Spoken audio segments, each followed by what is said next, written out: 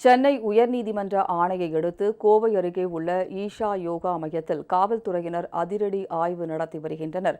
கோவை வடவள்ளியை சேர்ந்த முனைவர் காமராஜ் என்பவர் சென்னை உயர்நீதிமன்றத்தில் ஆட்கொணர்வு மனு தாக்கல் செய்திருந்தார். அதில் தனது 2 மகள்கள் ஈஷா மையத்தில் யோகா கற்பதற்காக சென்று அங்கேயே தங்கிவிட்டதாக கூறியுள்ளார். தனது மகள்களை தனி அறையில் அடைத்து வைத்து துன்புறுத்தப்படுவதாக தெரிய வருகிறது என கூறியுள்ள மனுதாரர், இதனால் தானும் தனது மனைவியும் மன ரீதியாக கடுமையாக பாதிக்கப்பட்டுள்ளதாக குறிப்பிட்டுள்ளார். 2 மகள்களையும் மீட்டு சென்னை உயர்நீதிமன்றத்தில் முன்னிலைப்படுத்த வேண்டும் என்றும் மனுதாரர் கேட்டுக் கொண்டுள்ளார். இந்த மனு நேற்று உயர்நீதிமன்றத்தில் விசாரணைக்கு வந்தது. அப்போது ஈஷா யோகா மைய நிறுவனர் ஜக்கி வாசுதேவ் அவரது மகளுக்கு திருமணம் செய்து வைத்த புகைப்படத்தை பார்த்த நீதிபதிகள், சொந்த மகளுக்கு திருமணம் செய்துவிட்டு மற்ற பெண்களை சந்நியாசிகளாக ஆக்குவது ஏன் என கேள்வி எழுப்பினர்.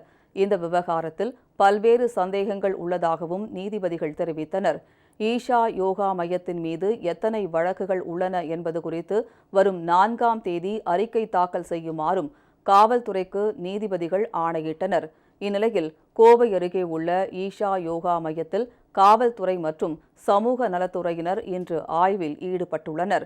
கோவை மாவட்ட காவல் கண்காணிப்பாளர் கார்த்திகேயன் தலைமையில் 20க்கும் மேற்பட்ட காவல் அதிகாரிகள் குழுக்களாக பிரிந்து ஆய்வு நடத்தி வருகின்றனர்.